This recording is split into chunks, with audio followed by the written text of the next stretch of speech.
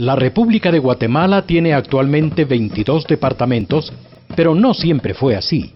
Por el año 1825 se contaba solamente con 7 departamentos, siendo ellos Verapaz, Chiquimula, Guatemala y Escuintla, Zacatepeques y Chimaltenango, Suchitepeques y Sololá, Quetzaltenango y Soconusco y Totonicapán.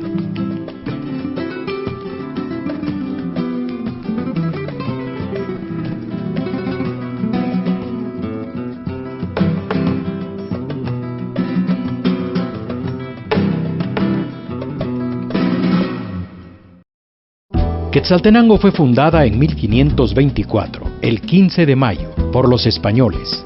La ciudad de Guatemala se fundó 2 meses después. Desde que la historia comenzó a contarse en el antiguo valle de Xelajuj-Noj, hacia donde se estableció inmediatamente después de que se colocaron las primeras piedras de la nueva colonia, principió a enseñorearse como la capital de un territorio que era el más productivo de la zona, por la exuberancia de la costa Cuca y parte del litoral pacífico, fértil y lleno de verdor y riqueza agrícola. El destino traería profundas hazañas a esta ciudad maravillosa, que además prometía convertirse en un emporio comercial por los españoles conquistadores que vinieron a ser reforzados por los criollos, de cuyo paso por el sector vendrían los mestizos o ladinos.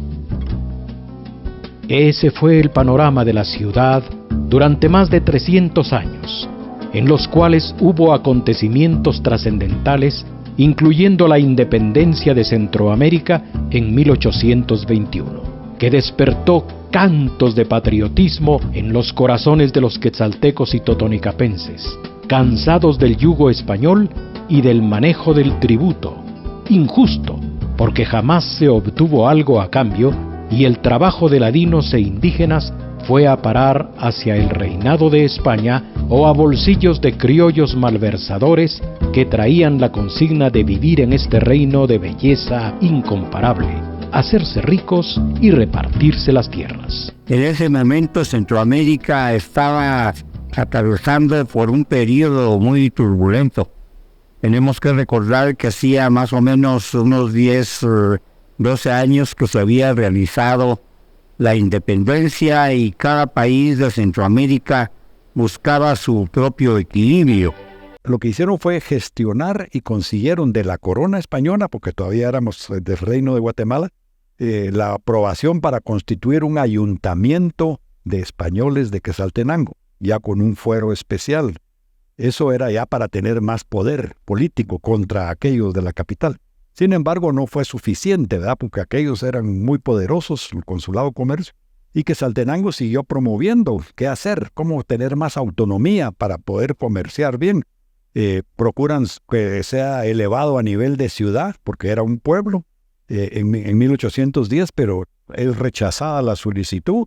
Lo intentan nuevamente en 1820, y para 1821 sabemos que inmediatamente después de la independencia del 15 de septiembre, a los 2 meses, porque fue en noviembre, Quetzaltenango se hace parte del Imperio Mexicano de Iturbide, buscando que México apoyara a la región de los Altos, que era la que estaba siendo afectada económicamente, contra la capital, ¿verdad? Eso, pues, el imperio cayó, ¿verdad? Por poco tiempo, duró 1 año y pico, porque Iturbide igualmente se volvió un dictador y lo votaron. Entonces, y Guatemala también se había hecho parte del imperio, pero hasta enero del año siguiente. Primero fue Quetzaltenango buscando autonomía. Quetzaltenango siguió gestionando su autonomía. Quetzaltenango fue la capital del 6º estado o Estado de los Altos, dentro de la Federación de las Provincias Unidas del Centro de América, conformado el 2 de febrero de 1838 por los departamentos de Quetzaltenango, Totonicapán, Sololá y Soconusco, México, si libremente se pronunciare como reza el acuerdo. El 5 de junio de 1838, el Congreso Federal emitió el decreto por medio del cual el Estado de los Altos se constituía legalmente en un cuerpo político. La creación del Estado de los Altos se confunde a veces creyendo que se tenía la idea de crear una república. Mas, sin embargo, lo que se pensó en esa época fue crear un nuevo estado para balancear lo que era la República Federal Centroamericana. En todo el período comprendido antes y durante la independencia, anexión a México, desanexión al mismo y el federalismo, se vivió una cruenta vida en Guatemala, pero después, la provincia, que así se le denominaba, fue fustigada por el gobierno central. Empiezan las ambiciones, empiezan distintas turbulencias de orden social, económico, y entonces aquella unidad empieza a resquebrajar. La desesperación tiene un desenlace heroico aprovechando la crisis política que sucedía en el estado de Guatemala y el resto de Centroamérica. Entonces, dice la historia, se reunió el pueblo de Quetzaltenango con el deseo de promover su propia felicidad y la de los pueblos de los Altos, segregarse del estado de Guatemala y formar dentro de la Federación Centroamericana un sexto estado.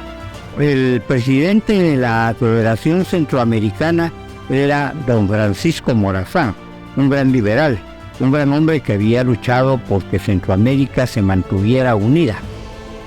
Y en un momento dado, haciendo ellos las gestiones del caso, logran que don Francisco Morazán, como presidente de la Federación Centroamericana, sancione un decreto por medio del cual se crea el sexto estado de la Unión Centroamericana, o sea, el sexto estado de los Altos. Está muy bien determinado hasta dónde llegaba el territorio de Guatemala y dónde principiaba el territorio de los Altos. El 2 de febrero de 1838 fue suscrita en Quetzaltenango la heroica Acta de Constitución del Sexto Estado. De aquella acta sobresalen frases como que la naturaleza llama a los pueblos de los Altos a formar un sexto estado, que decidieron haber sido un nuevo estado desde que la Asamblea Nacional Constituyente hizo la división territorial de la República, pero la insidia, falacia y malignidad del partido servil hizo que este asunto se entorpeciese. Que abriendo la puerta la Constitución para que los pueblos que reúnan las circunstancias y los requisitos necesarios para formar estados lo puedan pedir por medio de una proposición firmada por la mayoría de sus representantes. A raíz de esa sesión y acta del 2 de febrero de 1838, se estableció un triunvirato compuesto por los ciudadanos Marcelo Molina, José María Gálvez y José Antonio Aguilar, y nombrado don Manuel José Fuentes como secretario general. El estado de los Altos, contrario al centralismo que aún vive Guatemala, instaló la Asamblea Constituyente en Totonicapán, dándole el honor de abrigar en su seno a los representantes del estado.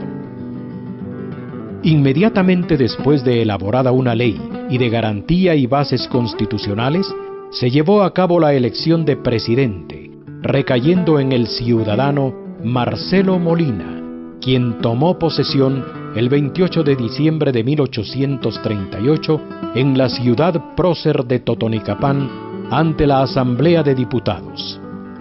Apenas llevado a cabo este acto, la Asamblea y el gobierno decretaron trasladar los supremos poderes del Estado a la ciudad de Quetzaltenango.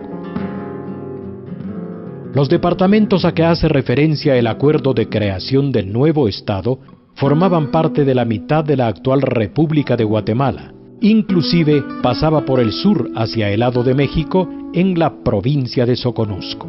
El nuevo territorio había recibido el reconocimiento federal y Morazán, como presidente de la República Federal de Centroamérica, fue enterado de todo. El 5 de junio de 1838, el Congreso Federal, con sede en San Salvador, emitió el decreto por el que el Estado de los Altos se constituía legalmente en un cuerpo político. En ese momento aparece Rafael Carrera, pero al principio es un subversivo. Es un hombre que está tratando de apoderarse del poder en Guatemala y está él en una guerra de guerrillas está tratando de llegar. Pero poco a poco va obteniendo victorias a través de su inteligencia, de su capacidad logística, y va apoderándose de pueblos del oriente de Guatemala y va apoderándose de rifles, de dinero. Tenía incontenibles deseos de iniciar una trayectoria que lo llevara hacia la presidencia de Guatemala, porque le era imposible pensar siquiera en la República Federal de Centroamérica. Y después de una invasión armada, que culminó en Quetzaltenango el 2 de abril de 1840, el militar tomó a la corporación municipal en pleno y desde su alcalde, don Roberto Molina, hasta el último de los concejales, incluyendo el secretario, fueron fusilados en la esquina de la plaza central. Lo enfrentaron ahí frente a lo que hoy es el frontispicio del Banco del Occidente.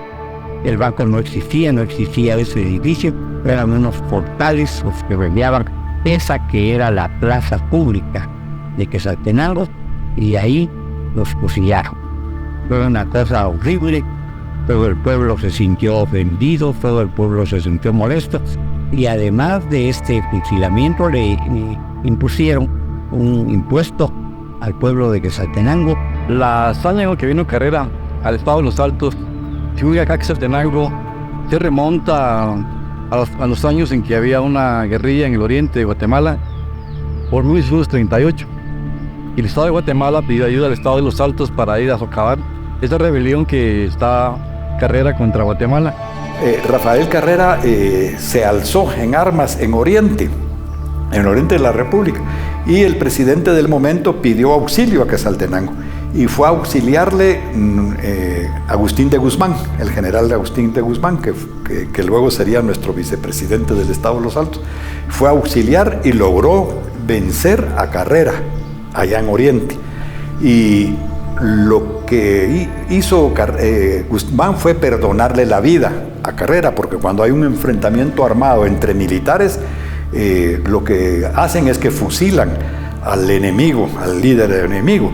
Pero Agustín de Guzmán no lo hizo, le perdonó la vida, y Carrera le pidió disculpas y que nunca más se iba a meter con Quetzaltenango, y que, en fin, y no fue así. Al contrario, Carrera traicionó esa oferta que le hizo a Agustín y ese perdón de la vida que le hizo, y fue el que después entró a Quetzaltenango en 1840, ¿verdad? Causando, como sabemos, primero que tuviera que salir el gobierno de don Marcelo Molina y Mata, que era el presidente del estado de Los Altos, y luego que a los pocos meses que el consejo municipal que presidía don Roberto, hermano de Marcelo, fuera fusilado aquí en la plaza pública de una manera criminal, ¿verdad?, por parte de Carrera. ¿Y qué se llevó, por ejemplo, Agustín Guzmán encadenado? Llegó a Guatemala y lo mostró con una presea de triunfo. De esta manera él pensaba que estaba vengando la derrota que había sufrido contra Agustín Guzmán años anteriores. El 25 de enero de 1840, Rafael Carrera declaró reincorporado el joven estado al de Guatemala, tras de reducir a prisión a todos los miembros del gobierno. El 15 de agosto de 1848, luego de la renuncia de Rafael Carrera, se forma una vez más el estado de Los Altos. El 21 de octubre de 1848 son vencidos los peleadores altenses en la batalla de San Andrés. El 29 de enero de 1849 termina el estado de Los Altos, tan fugaz como el ardor de los hijos de este territorio que ofrendaron sus ideales, esfuerzos y su propia vida en aras de una patria grande que se vislumbraba poderosa frente a los retos de una humanidad que algún día iba a requerir de países y territorios grandes y poderosos. ¿Qué sería de Quetzaltenango y todo el sector suroccidental que un buen día formaron el sexto estado de la Federación Centroamericana? ¿Sería una capital pujante y hermosa como las ciudades modernas de América? ¿Podría realizarse la lucha por conformar otra vez un sexto estado que promoviera la unidad de Centroamérica? La creación del estado de Los Altos vino a establecer un equilibrio en el centroamericano ya que recordemos que en esa época Guatemala era como que la planadora. Y de esa manera no había un equilibrio en cuanto a la toma de decisiones en lo político, social, cultural y educativo. Y eso fue lo que creó el Estado de los Altos. Además, recordemos que atrás de la historia se recuerdan únicamente a dos estados que se han creado legalmente, que es el Estado de los Altos y el Estado de Israel. Una causa que consideró sobresaliente el historiador Roberto Calderón Gordillo fue la de querer darle una organización administrativa y jurídica más efectiva a esta zona para evitar la participación en la continua guerra civil que padeció Centroamérica. Organizan el Estado con cosas muy importantes. Pensaron en que tenían que haber escuelas, que tenían que haber educación para el pueblo, desde las escuelas primarias, escuelas elementales, escuelas superiores y universidad. Debe quedar muy claro que los pueblos de los Altos, que un día quisieron conformar un Estado, no fueron traidores a la República de Guatemala, habida cuenta que por aquellos años se contaba con una nación grande, desde la frontera con México hasta la mitad de Panamá. Era un Estado más, pero Rafael Carrera, en su afán de sobresalir como un guerrero, se precipitó decretando la República de Guatemala, la cual se separó del resto de Centroamérica, obligando a los demás estados a hacer lo mismo, segmentando un territorio que tenía un futuro halagüeño. Entonces, ¿quién fue el traidor? ¿Los valientes patriotas que formaron el Estado de los Altos, que hubiera apuntalado a toda Centroamérica? ¿O Rafael Carrera, que dividió para siempre el Istmo Centroamericano? Si el Estado de los Altos no se hubiera disuelto, de todas maneras hubiera habido que entenderse con las autoridades mexicanas que ya resguardaron su territorio y hubiera tenido el Estado que determinar eso, que fue lo que hizo después el gobierno de Justo Rufino Barrios. De haberse creado el Estado de los Altos y haber subsistido hasta la fecha, se piensa que sería más o menos como el Estado de la República de Costa Rica, con un gobierno democrático. Tenemos en cuenta de que el Estado de los Altos contaba entre sus personalidades gente que optaba y ya pensaba en las universidades, escuelas, y además pensaba ya en la creación del puerto Chambérico y a la vez aprovechar también el puerto de Ocoa. De igual manera, recordemos que en la parte del occidente de Guatemala está la parte más productiva, y eso también es una mina fundamental para la economía de toda la región, que hubiera aportado el elemento necesario para la superación económica, social y cultural de la región del Estado de los Altos. Creo yo que con lo que es Quetzaltenango, el sexto estado, con libertad de desarrollo, hubiera llegado muy lejos. ¿Quién pensaría que este conflicto sería uno más en la historia guatemalteca? Justo Rufino Barrios, el levantamiento de Quetzaltenango en 1897, la propia Revolución de Octubre de 1944, la invasión a Guatemala por mercenarios 10 años después, la guerra de 36 años con saldos dramáticos de muerte y opresión, cada una con diferentes ideales y ninguna con un cambio social transformador. Serán necesarias más guerras para formar una nación de tolerancia en donde todos podamos convivir en paz